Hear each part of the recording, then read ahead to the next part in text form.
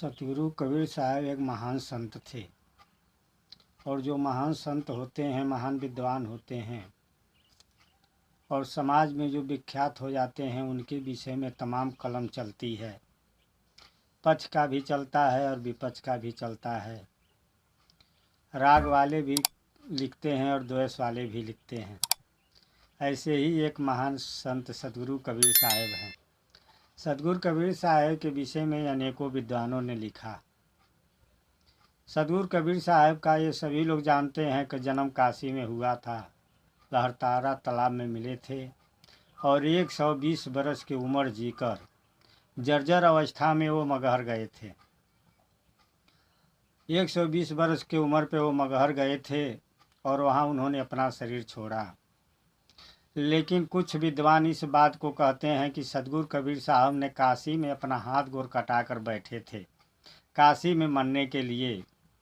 लेकिन भगवान की ऐसी महिमा कि भगवान एक घोड़ा लेकर आए और उस घोड़े को उल्टा लगाम लगा रहे थे।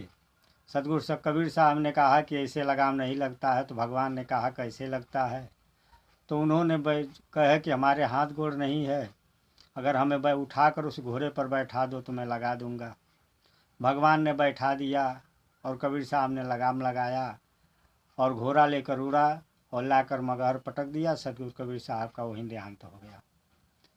ये विपक्ष वाले कहते हैं, जो कबीर साहब के विरोधी थे, चाहे वो पंडित हो या कोई हो, जो ये चाहते थे कि कबीर साहब काशी में मरे, मगहर में न मरे।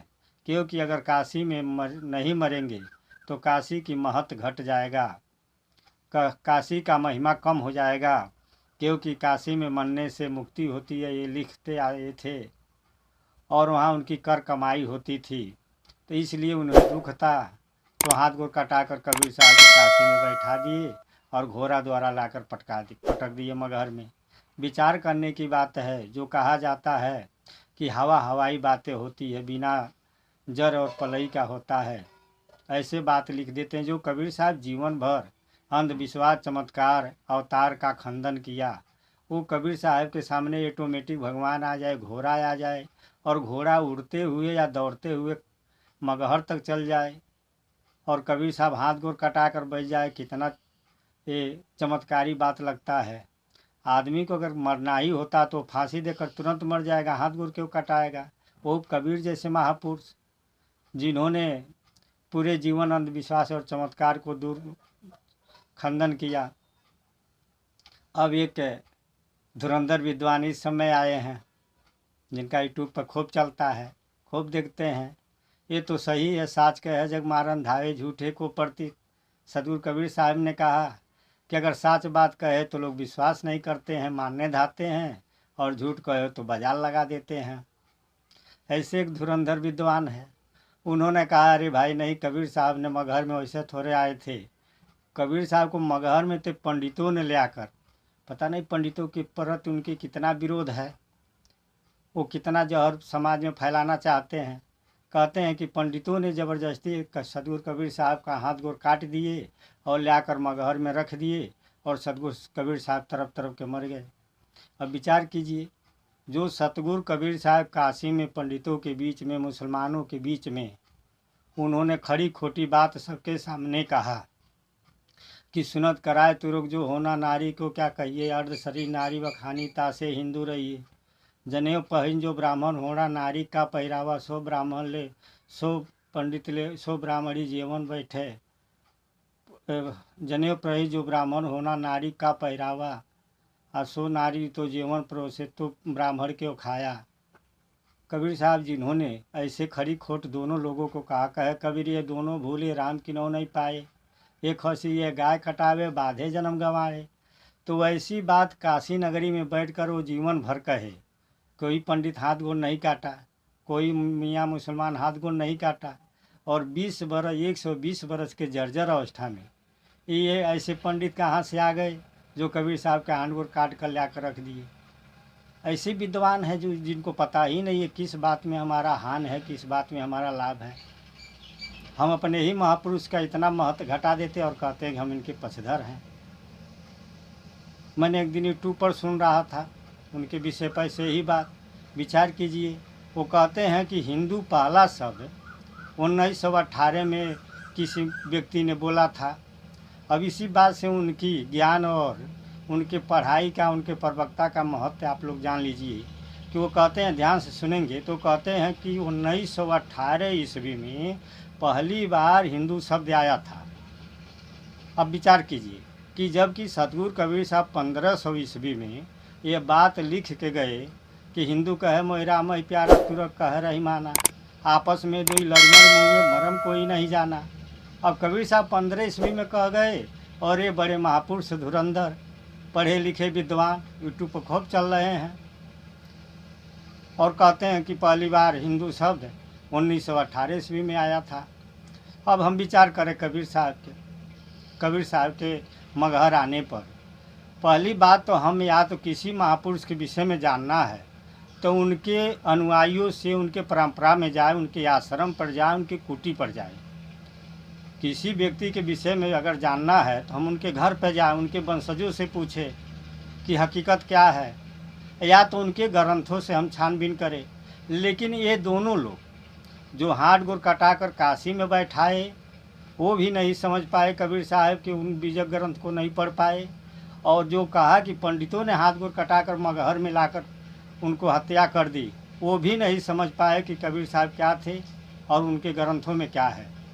कबीर साहब को मगहर से लाने के लिए मगहर में बिजली खान काशी में गए थे और उन्होंने कहा कि साहब मैं चाहता हूं कि आप मगहर में आइए, आप वहां शरीर छोड़िए ताकि ये अंधविश्वास दूर हो जाए कि लोग कहते हैं कि मगहर में मरने से आदमी गधा होता है, इसलिए वहाँ कोई बसना नहीं चाहता, ज़मीन वहाँ की बंजर होती जा रही है। तो सदगुरु कबीर साहब काशी में ये बात कहे कि चलो ठीक है हम मगहर हम आएंगे। तो जब ये बात कह दिए तो कानों कानों खबर पूरे काशी में फैल गई कि कबीर तो मगहर जा रहे हैं, कबीर तो मगहर जा रहे हैं। तो कुछ उनके हितैषी में जो पंडित विद्वान थे वो आए और कहे कि साहब आप पूरा जीवन काशी में रहे, अब आप मगहर जा रहे हैं। कबीर साहब कहें कि हाँ मैं मगहर जाऊंगा। कह अरे यहाँ धाम की जगह छोड़कर आप मगहर जाएंगे। तो कबीर साहब वहाँ पर अपने बीजक में उस शब्द को भी लिखा और वहाँ पंडितों से ये बात भी कहा, जो चाहेंगे वो बीजक में ये शब्द पढ़ सकते हैं जो कबीर के मुखों से कहा गया है। कहा गया कि तू ही मती के भोरा ये पंडित लोगों, जो पानी पानी मिल गए हूँ त्योधुर मिला कबीरा। कहते हैं जैसे पानी में पानी मिल गया ऐसे ही कबीर समझो भगवान में मिल गया।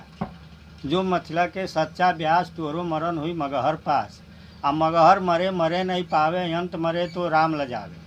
का काशी का मगहर उसर जे पर राम भरोसे मोरा, अजो काशी तम तजे कबीरा, राम नाम के कौन नहीं हो रहा। ये कबीर साहब बीजक में अपनी बात को रखे और काशी में मगहर आने से पहले काशी में यह बात कहे कि हमारे जैसे कोई भी ज्ञानी जन संत जन से अगर चाहे वो काशी में मरे चाहे मगहर में मरे उसमें कोई अंतर नहीं है।